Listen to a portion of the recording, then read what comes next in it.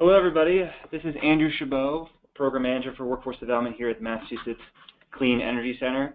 Thanks for taking time to join us today as we speak a little bit more on the 2017 solicitation for Learn and Earn. I am joined by Tamika Jacques, Director of Workforce Development here at Mass CEC, and also Ann Berrigan, the Program Director for Youth Employment Initiatives, for the Commonwealth Corporation, who will be also joining us mid-presentation to explain some of the curriculum that's involved with this solicitation, Signal Success, and to dive into some more detail. Before we kick off, I'd just like to do a quick check to make sure the microphone's working. Could everyone in your chat dialogue just please let me know if you can hear me? Just write a quick yes. That would be helpful just so I can make sure that I'm not speaking to dead air, which has happened before.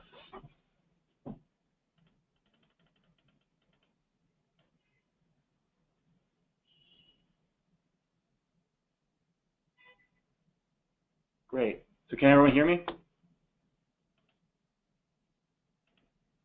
Okay, great, thanks. We can start going right now. So again, this is the solicitation for Learn and Earn. Thank you for taking the time. Just a quick housekeeping announcement. The application will be due March 31st. Please mark your calendars. That is the final day we'll be able to accept applications for the solicitation. And Tamika will start off by kind of running through all the different logistics involved with submitting the application to us and what we're looking for. Please do write any questions that come to mind in the question dialog box over the course of the webinar, and at the end we will address them and go through them in the order we received them to answer any questions you might have. Please also note that we will be most likely addressing most of your issues during the webinar, but anything that we don't touch on, we're happy to address here. Also, we will be accepting any written questions that come after the conclusion of the webinar. Please just send them directly to me. I'll have my email address at the end of the webinar. And we will post this on our website as well, so that anybody who missed the webinar can go and read some of the questions that were asked. And with that, I'd like to turn over to Tamika, who will start tell you some information about the latest solicitation. Great, thank you so much, Andrew. Hopefully you all can hear me as well. Give us 1 second. Oh, there we are. I just want to say that, as Andrew said, we are the Massachusetts Clean Energy Center, and I thank you for joining us on this call today. We definitely have been successful in our Learn and Earn program, so we are excited to release this year's solicitation, and we have a bit more funding than what we've had in the past.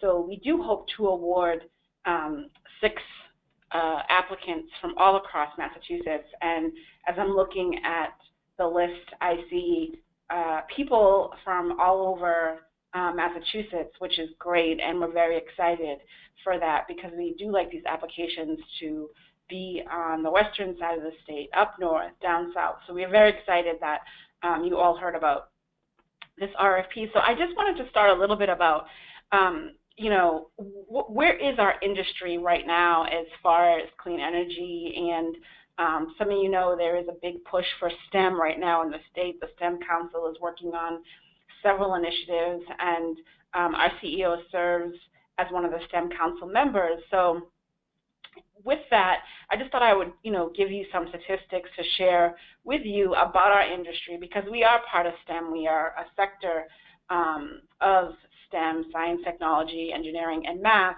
And how does this relate to your students? How does this relate to their future career path, their future choice of higher education, as we see that we are trying to get more students to join in and choose majors that involve STEM, and then really choose a sector that we're talking about today is clean energy. So this is from our 2016 Clean Energy Report, and this was released a few months ago, and what it basically says is that as of this time when we took this data, these are jobs we're specifically working on clean energy. So I'm not talking about a bus driver who might, drive a bus that is, labeled clean energy. We are talking about, a real job that is working 100% of their time in clean energy. And so as of 2016, we have 105,000 jobs. We have over 6,700 businesses, and we're talking about $11.8 billion industry. And if you look at the report on our webpage, you will see that a lot of our employers are looking for talent. They do report that they are struggling to find people that, want to work in this industry. And we know that Massachusetts has a low unemployment rate. So with that said, we want to make sure that we are finding them the top talent and investing in this high school program and bringing awareness to high school students and giving them that hands-on experience. We feel will really lead them in the right direction. So I encourage you just to go on masscec.com, and this is just a little snippet of what our industry looks like, but I encourage you to go on masscec.com and really look at the industry report and how this report can help inform your application and what's needed in your region. And also, how does this apply to the students in your region, whether they're thinking about a certificate program or they're thinking about higher education or, our vocational programs as well. We've worked with some vocational schools before, and it was great that the students had already come out with certifications and they were able just to go, work in a job right away. So there's different avenues that this grant application can take, and we encourage, multiple facets of it. It's not just one standard and this approach works for everybody. We want what's really best for your students. And so basically this funding comes out of a line item that we have workforce, what we call the workforce capacity building, and it really is just that. We want to build the clean energy workforce. We want to make sure that that pipeline is filled. And so we've been doing this with high school students for the past 4 years, and we have some programs coming up for the K-8 system, which we're really looking forward to. But this one is really preparing for the pipeline that is coming, and really that not just coming, but is really here today. And as you can see, this program really was created just out of the need of our employers, and really what the employers are looking for, and what the STEM Council has worked on. Some of their research has come, and we really want to develop and grow. We want to be aligned with the STEM Council and grow early college career pathways. So we don't want to wait until someone has graduated high school to expose them. We want to really get them when they're a freshman, and when they're in that 9th grade, when they're starting to think of what they're trying to do. And also we want to get them some hands-on experience, so not just textbook experience. We want them to actually be able to be there physically, touch it, be able to work in that type of environment. And so based on that, again, as I mentioned, the Learn and Earn is exclusively for grades 9 through 12. So they have to go through their minimum first year of high school. And then you can do this program for 12th graders in their senior year, and then have them be part of the environment before they, part of the program before they go to college. And also, again, it's really the need. This really also comes out of, because of the low summer employment for youth, we want to make sure that we are adding experience for youth. And some of our employers, that it's very hard sometimes for employers to accept high school students, but we feel that with this hands-on experience that they will gain in the school, it will really help them to build on their resume work preparedness. We'll talk a little bit about that in a few minutes as we partner with Commonwealth Corporation, but it will really help them on their resume get some experience that most of our employers tell us that you really need to be part of this industry. So just a little bit, as you are writing your RFP, just think about your match requirement that we do have. And the match is really only on the base funding. We'll talk a little bit about how the funding breakdown is, but we are only asking for match on the first $125,000 that you can ask from Mass CEC. The other $35,000 on the equipment we're not asking for match on. This is just when you ask for the base funding of your program, we would like to see 15% of match. And 15% of match includes teacher time. It could include space time. Anything that really has a financial dollar to it, we will we will accept that as part of the match requirement. But we can get into that a little bit later if you do have questions. But it's mandatory. I'm putting this up front because I do see a few people on the webinar that have participated in our program before, and in the past we have not required match. So I just want to make sure that we are all on the same page as far as what is required when you are asking for funds from Mass CEC. And basically, all this can be found in the RFP, of course, with the Massachusetts Clean Energy Center, so it has to be clean energy, STEM focused. And I'm just going to wait a few seconds. Yes, work readiness curriculum, the career exploration part. Ann is going to talk a little bit about that, but so I'm going to skip those 2 bullets. But you do have to have a team as part of your application, which includes higher education and an employer. So, for instance, if higher education is applying, you are, as the lead applicant, you are applying with the high school. So, whether it's you're partnering with a science teacher, then you have an employer, or if you're a high school, you are partnering with a higher education partner and an employer. Because this program really, we want it to prepare the students to really be prepared for that post-secondary preparation, what's needed before you get there. So whether you are deciding to go to higher education or you're not deciding to go to higher ed, what's the pathway that you need to take to get a certification or to make sure that you are ready and prepared to enter higher education. And we talk about location. I will talk about first, we would like in this application if 80% of the hands-on experience is located at the school, or maybe you might have a business. We do like this to be cohort modeled. We did in the past allow an application that placed the students is going to place students at different businesses around their area. I just want to say, if that's something you're thinking about, it's a difficult way to go. I mean, we will not discourage it, but if you're saying that, if you're asking, I want to do this program for 24 students, that is potentially 24 students that are going to need a placement at a business. And oftentimes it is difficult in this field. We don't discourage it, but it's a difficult task.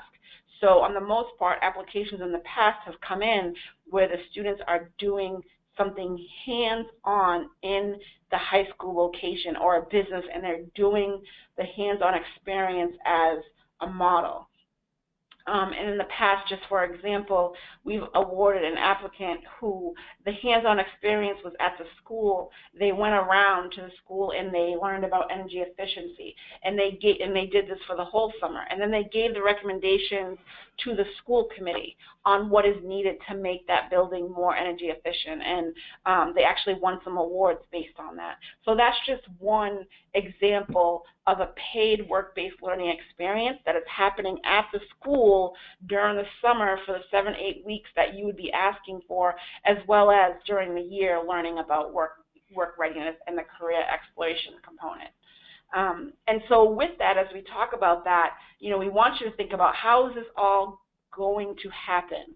And that's really what your application is about. You want to make sure that you're just directly telling us, how will this program work? How are you planning to implement? How are you planning to execute it? And what are the outcomes that are coming out of this? So are they going to come out with a certificate? Are they going to have, are they going to attend, if you're partnering with a university, is the university going to partner with you to have a class there? So are they going to receive, 3 credits towards science or 3 credits towards math, so that if they decide to go to that university or another university, they can transfer those credits out? If they're getting a certification, is it something they can put on their resume, something they can use? So again, these are the type, when you're thinking about your programs, always think about, the outcomes that you really would like to see. And again, we talk about work readiness and the skill gains that they will achieve. That's what we really want to see. What's going to happen as these students participate in a year-round program when they're, learning signal to success, and then they go into that hands-on work experience. what is going to happen when they come out. We want to see the hard outcomes of what is it going to look like. What can we report happened from that time? And then a new piece for this year I have on here is equipment. You can find that in your RFP. Part of your application this year is trying to get some equipment that you can use in the high school that you're applying on behalf of. And you know, if you're looking around, if you're trying to do, I'm going to go back to energy efficiency. Do you need equipment to do air blower tests? What is it that you need to really make this program successful? And equipment that will be able to leave at your high school and other students, you know, coming up behind these students would be able to use aligned with your curriculum. So it's not just, you know, for these students that you're applying for. The equipment is for the students part of this application, and then, you know, what happens after that. Show that, you know, a teacher will put this into the curriculum and that this will be it will be used in the future. So, you know, and the other, as we talk about, I see a question, I'm just going to take this really quick. The other 20% is field trips. So 80% should be at your high school or at the business, and the other 20%, usually it's like 1 or 2 field trips should be arranged. That's what the other 20% should be. Did I miss anything, Andrew? Okay. So with that said, I'm going to let Ann take over from here, the Signal Success. We've had a partnership with Commonwealth Corporation around Signal to Success. And so, Ann, if you just want to talk a little bit about that, that would be great. Thank you, Tamika.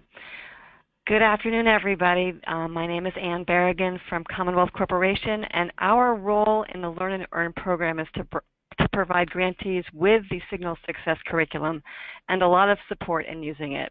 And we really think this is an important component in the program because it does 2 things. It helps, you know, students and programs really connect the dots and link all the components that Tamika was just talking about, which is very important. So it really, you know, helps young people understand how to connect what they're learning in the academic component, their class, with career exploration in the Signal Success, and then also how to, you know, what their expectations are in the work experience and, you know, any experiences they have after the program in the labor market. So if you can turn the slide, next slide. So I wanted to talk a little bit about Signal Success for those of you who may not be familiar with it.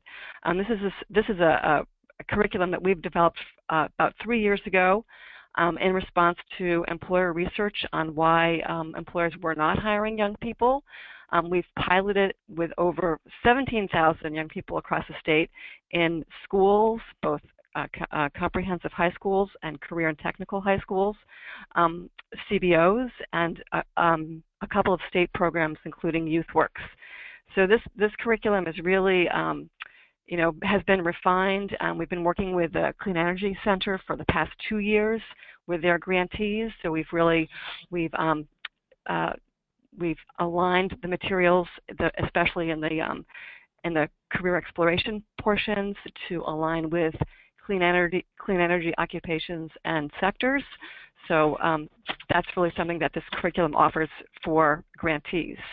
So we also have, I think Tamika just talked about some assessment materials, and they're all included in our Signal Success program. So next slide. So really the main focus, for the main skill gain focus is on these what we're calling non-cognitive or soft skills of collaboration, communication, dependability, and initiative, and the other skills that sort of, you know, support these skills, like problem solving, self-regulation, and self-efficacy, which are really the things that enable young people to understand what employers want and how to, you know, become the type of person that an employer wants to hire and promote. Next slide, please. So there are really 3 basic components to the curriculum. The non-cognitive skills, which I just spoke about, and then the career exploration and planning, which is really tailored to the clean energy sector.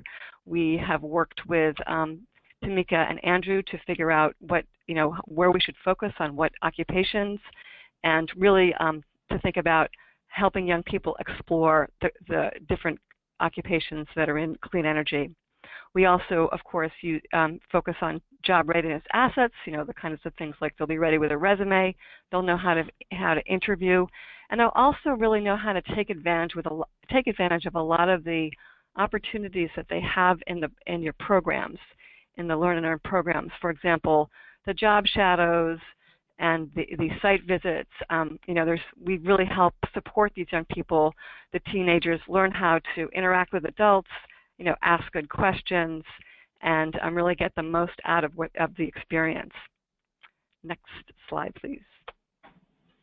So in the application packet, you have the whole all the learning targets for Signal Success. You really have the curriculum map, but I wanted to just highlight a couple of them. So really what we're focusing on is helping young people understand what they have to offer and what they want in the future, kind of their own self-assessment. They need to be able to showcase their strengths in resumes, application, and interviews, these job readiness assets. They need to know how to interact professionally with their coworkers, their teachers, and their supervisors, and they need to identify challenges and figure out how to problem solve. And I would also add that they also learn about what is career fit in the clean energy field. So next and last slide. So here's a little bit about sort of the logistics. I believe that the application says 90 to 120 hours of Signal Success. In reality, it's really much less. It's usually 60 hours, 50 to 60 hours. So that's probably a reasonable expectation to plan for. It can be delivered in a variety of formats in course electives. Sometimes people do half the year they do the Signal Success and half the year they do the academic component.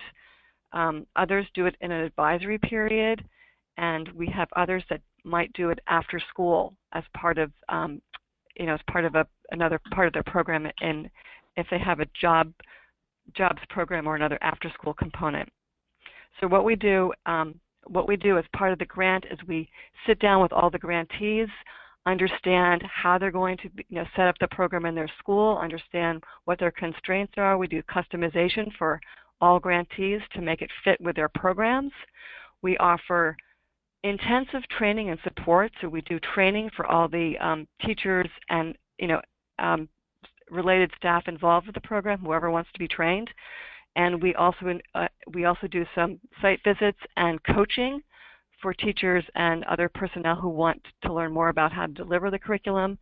And then we also, we're very involved in collecting the data and getting your feedback to make adjustments.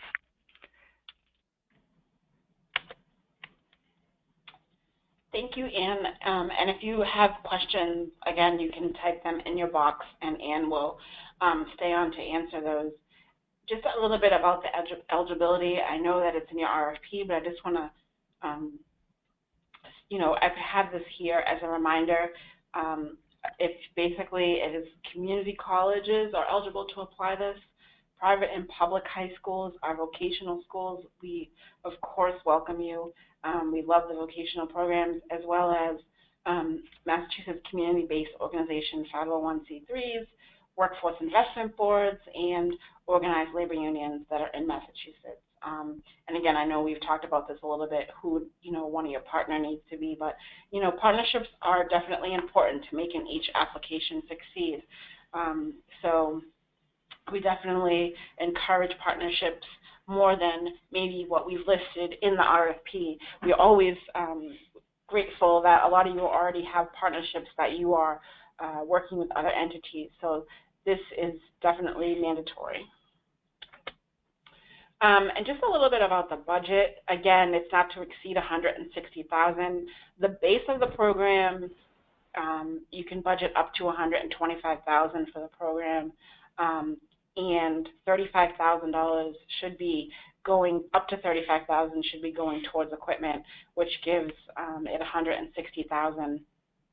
And the overhead costs, I know some of you have to include overhead costs as part of your budget. That also should not exceed 10%. And if you are providing lunch during the summertime, we say over the 8 weeks, maybe you're doing a 7-week program, there is a cap to that. It is $2,000. And as listed in your RFP, we talk a little bit about evaluation. We would like an outside program evaluator to evaluate your program. That means a little pre-testing, post-testing, in the middle, doing some surveys with the students, because a lot of these programs will come out with some best practices that we can share with other high schools that are across Massachusetts, and that a lot of times out of the evaluation too also becomes a part where you can, go to a conference and share with others on what your high school did, what did your students learn. And one of our programs actually was part of the STEM Summit this past November in Worcester. So we'd like for it to be evaluated and just really tell us some best practices for other high schools that are interested in joining part of this program. And I just put some past recipients up here, a couple of email addresses. I'm sure that they would not mind if you emailed them a few questions. If you were looking at, for instance, Northeastern is on here, Greater Lawrence Technical High School, Brockton High School, Boston University. Our current awardee is Lowell and Malden High School, so I do not have an email address up there for them because they're going through the program right now. So we are currently working with them. But the other email addresses up here, I'm sure they would welcome having some questions from you, or if you have any ideas that you would like to bounce off them. And so we are very proud of our past recipients.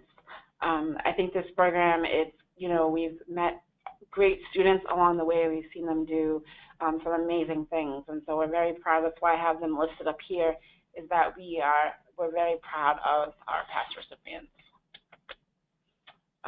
And so that would be the time that you could ask some questions. We just have some important dates listed here. If you have any questions that you feel you go back to maybe your team, or you think about something later on, you can email Andrew at the email address above here.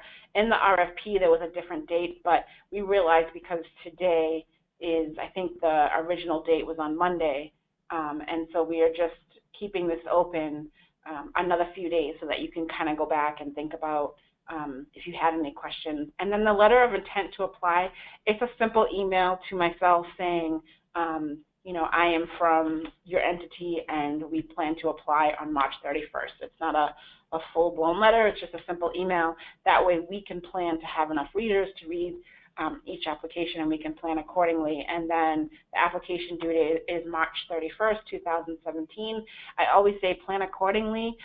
2 p.m. is not when the application should be coming in. We like them in by 2 p.m. Emails have problems, glitches, and so if you're trying to send it exactly at 2 p.m., most likely something will happen. So just encourage you, to submit it, 1:30, 1 o'clock.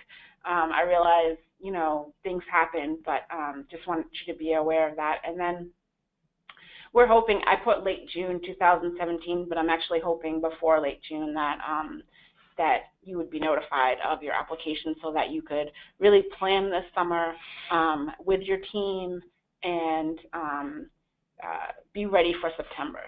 So I do see some questions, so we will start with those first. Great, thanks, Tamika. Yeah, please do ask your questions. We're going to start going through them now. One thing I'd like to do just very quickly before diving into these questions is just showing you on the website where you can go and view any answered questions after they've been submitted, after we've answered them. Very quickly, if you just go to masscec.com, let me just start off with the home page so we can walk you through it. And this webinar is being recorded, so you can always refer to this after the webinar ends if you forget how to get here. But to get to the Learn and Earn website, start on our home page here, Work in Clean Energy, and just go to See All Work in Clean Energy Options. If you click on that, that should bring you to the page. It's loading right now. But with all of our workforce opportunities, and this is just a good page to bookmark anyways. We have information about our internship program, our jobs board, resume board for people looking to get placed. but also Learn and Earn right here on the right side. If you click on this, this should bring you to the page here where you can learn about eligibility, how to apply, the important dates, and just any answered questions will be posted here as well under one of these expandable tabs on the date we're going to put them up. I think it's the 17th. And with that, I'd like to start going through some of the questions.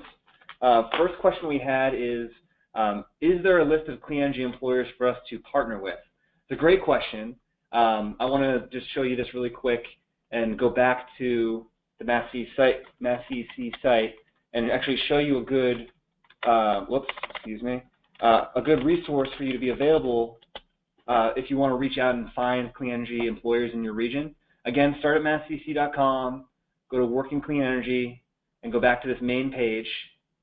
And what we've done is through our internship program, we've compiled a map and list of all of the current employers that are past participants in this program who currently work in clean energy and are looking to collaborate even further. If you go here and then go into the job seeker section under MassCC internship program right here, and then get to this page, this is a resource for students at the university level looking to participate in the program. But if you click under program backgrounds, this link here built a map of companies that have participated in previous sessions. This will pull up a map showing on Massachusetts kind of which employers have ever taken somebody on. So you can go into your region and then click on any of these green dots, which will give you a breakdown of some information on the company, a direct link to their website, the kind of work they do, any interns they've taken on, and then just go from there. So if you're looking for a clean energy employer, please do use this resource. This is a great way to kind of start, and just please be aware that it's available to you. And so what I'm going to do is I'm just going to leave this Learn and Earn page up while we continue the conversation. So great. So moving forward, let's look at some of the questions. For another question is, yeah. So Anne, this is a question for you. I believe it's can Signal Success be a hybrid model, online and face-to-face? It's not an online module because of the fact that we're trying to teach soft skills, and it's really hard to do that via an online platform. That said, there's creative ways of doing that. So we could definitely explore, what you're thinking about. But for the most part, I would say that the bulk of it would be, as Tamika indicated earlier, it's for a cohort. So we need to have at least about 8 young people in a class to really take advantage of the interactive nature of the course. Great, thanks, Anne. Next question, is this program only for gateway cities? Good question. This program is not for gateway cities, although there's a preference for those that apply for the funding, although this is open to any town, city in the state. So please just be aware of that moving forward. Great, and so next question, what kind of outside evaluation are you looking for? So in terms of, I guess, the final evaluation. Yeah, so we're looking for an evaluator that has experience really coming in and almost like a researcher and doing some pre and post testing. So the evaluators that we have worked with in the past have come up with questions to ask the students before they start. What's their awareness of clean energy? Do they know about the sector?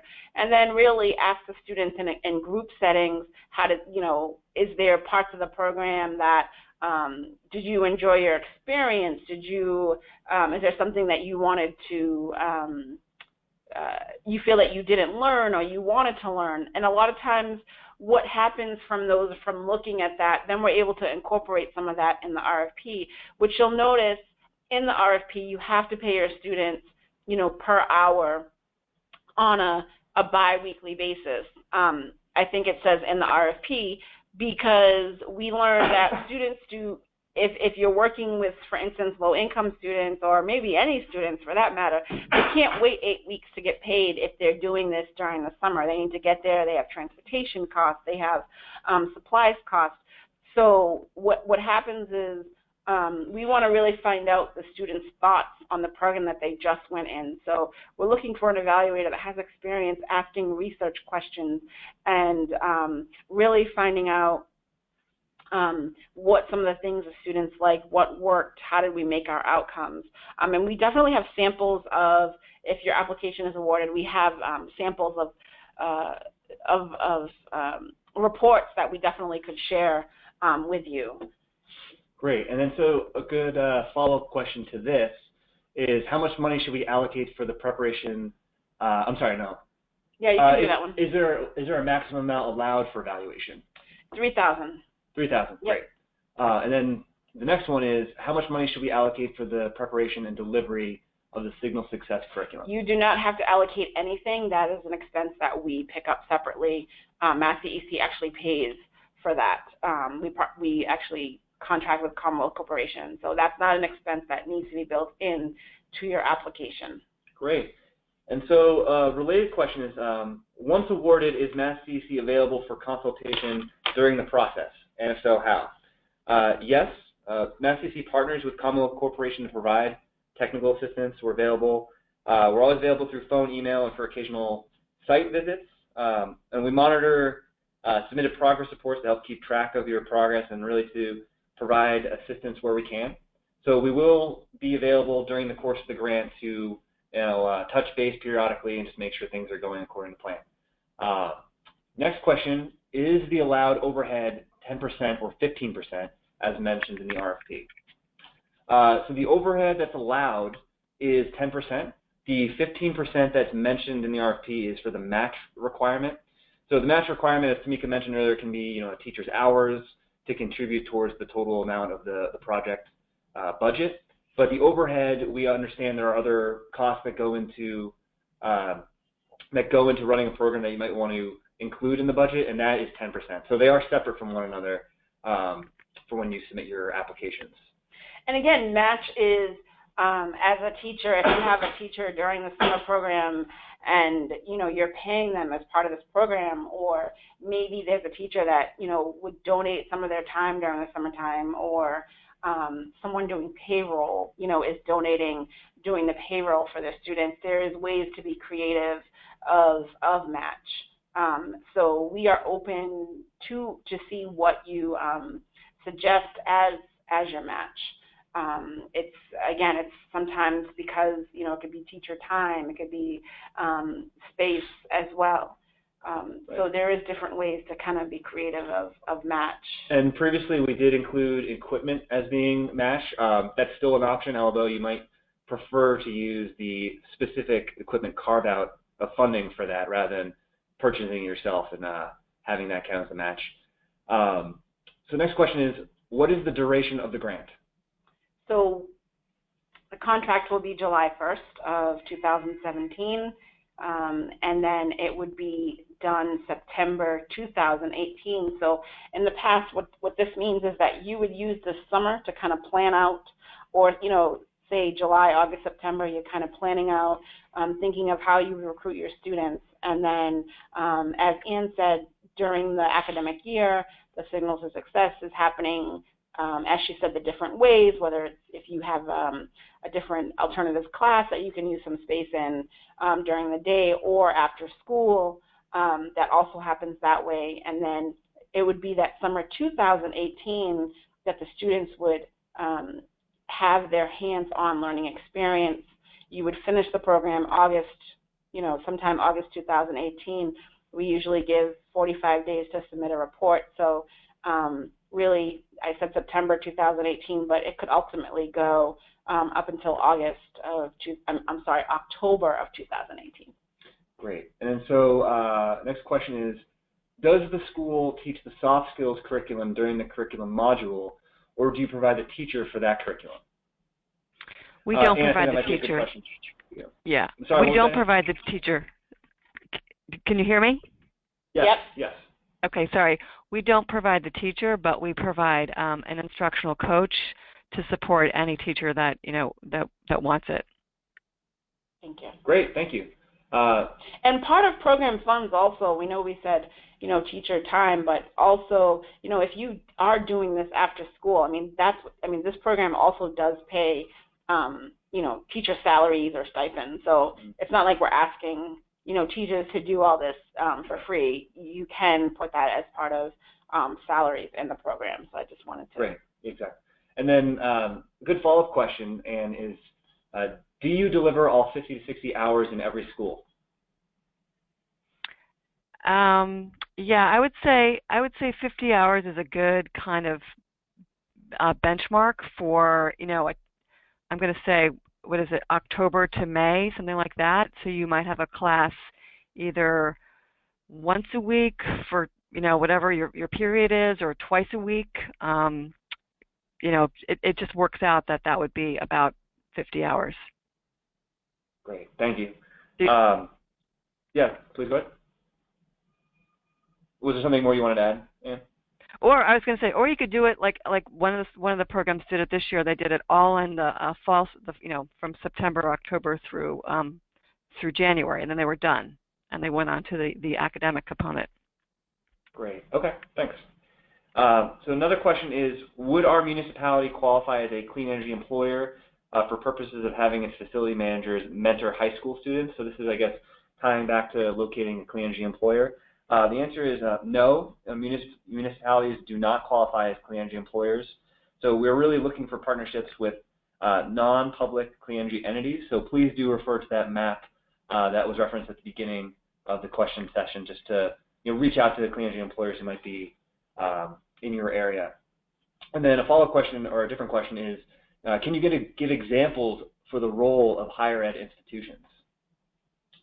Yeah, I think that the higher ed could really help shape your hands-on experience, as well as also, play a role working with signals of success, whether it's preparing students for interviews or what does it mean to go to higher education. And so I think they serve as a team member to help you shape your curriculum and really tell you where they are right now. What are some of the things that students need to get into specific STEM programs. And I know that some higher education partners are the lead because they really know what kind of skills that the students need, as well as they want to address the curriculum. Another role is and I know is at Northeastern, we've partnered with them before, and they were so gracious to offer those students a discounted rate, even though the grant paid for it. But those students the grant was able to purchase in bulk classes at a severely dramatic discounted rate for those high school students. In their application, they spread out the 3-credit course over 2 semesters, so they got the dual enrollment part over the course of 2 college semesters, and it was discounted at a rate. And sometimes you can do that because you're purchasing a class, you're purchasing that professor, and you're asking that professor to work around your schedule. So a lot of times if you already have partnerships with higher education, you can ask them, would you teach this class at this time, during the year, or would you teach this class at a certain time that works for you? And if they're really invested in your program and really understand it, that's how that you can make inroads, that they can work with you at certain points, and also, you being able to purchase a discounted class, whether it's with a community college, because a lot of times with a community college, it's really, you're paying for that professor. In bulk, should I say. So there is a lot of different ways that your higher education partner could be involved. And I know that a lot of higher education partners are really concentrating a lot on the dual enrollment and how to, they get that pipeline of students to apply for their programs, or they can be involved in will these students be given preference to be enrolled in the school? There's a lot of different things that your higher education partner can really support your high school students with. Great. Hopefully I've answered that question. If I haven't, please write again and let me know if you have more, if I didn't. Great. And then next question is, are we allowed to run 2 summers of employment if the funding allows? So that is possible. Someone has done that in the past. I just encourage you not to do employment this summer. I mean, it's not going to work because you won't really get a contract until July. So a lot of people in the past have said, oh, we're going to have them work this summer. It just doesn't work because you have not really gone through the Signal to Success curriculum, and it's very rush. So it is possible to do two rounds of summer. We've seen it done before. So if that's something that you're building into your curriculum, yeah, absolutely. Great. Next question is, how many kids should be enrolled in this program? So we've seen in the past successful iterations of the program have contained about 25 to 30 students for different portions. Depends on your scope, but usually that's the most manageable cohort size, especially when you get to the work component. So that is just something to keep in mind with your applications of what we have seen in the past. Next question, can you direct us to the URL where a copy of today's webinar will be located online? That's a great question. So what I'll do right now is let me show you. If it's not located on this page itself, right here, the Learn and Earn RFP, most likely under FAQ here with the questions from most previous session. Where it will be located is if you go down to our website, you can locate this from any page on our website. Go down to Work with Math CEC, click on that, and then with here, there's all of our current solicitations that are out on the street for Math CEC. If you click on 2017 Learn and Earn, there's also some important dates here, and typically our communications team will attach the questions that we answer and also provide a link to the webinar directly here. They're the ones who find the best place for that, but it will most likely be either here, I've seen it here in the past, or on the page we were just on, that's just the general FAQ page and with the application. Furthermore, there will be a follow-up email at the conclusion of this webinar sent out. I think it's about an hour after it ends that should have a recording with the webinar itself or a link to the webinar, or providing a link back to this page. So please keep an eye out for that. That should be coming your way. So great, let me get back to some of the questions. And we will update the FAQ section. I see that that's our past FAQ section, so right. That definitely will be updated. Right, and we will try to include some questions asked from previous sessions that were not asked during this webinar or in follow-up emails, just so that you guys can have as much information as possible available to you. The next question is the vision that students will be paid for work they perform in the summer and for the time participated in the in-school portion of this program? Good question. Yeah, so the vision is that they will be paid for the work they perform in the summer. And again, work performing in the summer is a hands-on learning experience. So if you're choosing to say, you're doing this in the high school, work is really that academic experience as well. So they're learning about what they're going to do. So I'm going to go back to the energy efficiency example. They were learning about energy efficiency, and then they were doing that going around their school, whether it's for 20 hours a week they're doing this. Usually programs are 3 or 4 days a week, and they're learning academically paired with the hands-on learning piece. So it's definitely paired together. It's not like unless they're being placed in a business, they're not physically working during the summer all the 20 hours. They are learning a little bit, pairing that with what they're going to do. And so like last summer, for example, Boston University was a lead applicant, and they learned how to build different carts, whether it was solar thermal, regular solar. And so they're learning the curriculum, people are teaching the curriculum, and they're building it at the same time.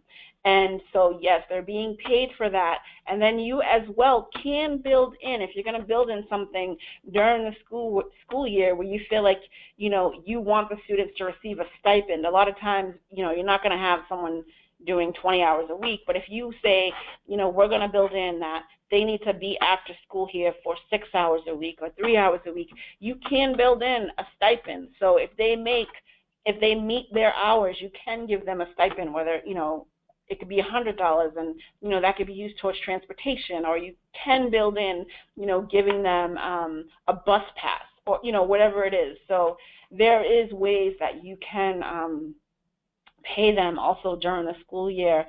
If you're having an after-school component and, to keep them there, we've seen that in the past, you do need a little bit of a stipend. So absolutely. Great. Next question is, are students subjected to any eligibility guidelines in order to participate? Nope, the guidelines are just they must be enrolled in your high school, and you're doing it as a cohort, so you're not taking students from other high schools. It's from your high school. They must have completed 1 year in your school, unless, we say 1 year in your school, so it could be someone that transfers in the middle of the year, but, they're a registered student in your school. So that is their eligibility. It's not income. We're not talking about income or advanced placement students. We are talking about students that really want to learn about clean energy. Great. Great. So I believe we've kind of reached the end of the submitted questions. If you have any other questions at all, please submit them now while we have a few extra minutes. And of course, if you think of anything at the end after we've concluded, please feel free to email. Actually, I'll call that up just so you have that email right in front of you. Please feel free to email us. You can email me directly. Let me just go here. So here's my email, achabot@massdc.com. Please send all those over to me before by the end of the 3rd, and I'll have that on the website, and we can take it from there. Oh, good. Another question. Can you repeat how many students should be in the class? Okay. We're expecting about 25 to 30. Typical ballpark of what we've seen to be the most successful is that range. Too much, it might be a little too unwieldy, and too little, it might not be the best use of resources for the small class size. But I would aim for the 25 to 30 range, and of course you can go a few extra in either direction, but that's just typically what we've seen. No cohorts of 200 people, obviously. Great. And with that, I think we'll be able to end a few minutes early. I wanted to thank everybody for taking the time to join us on the webinar today to learn more about this exciting program. We're very, very much looking forward to rolling out another iteration of it. I want to give a special thank you to Ann Berrigan from Commonwealth Corporation for taking the time out of her day to be on the phone as well to answer any questions. So thank you very much, Ann. Really appreciate it. Thanks. Great, thanks. And then really, please do get the applications into us by March 31st. We're very much looking forward to seeing what comes our way. And any questions, please feel free to reach out. Thanks, everybody, and looking forward to seeing what comes in. Take care.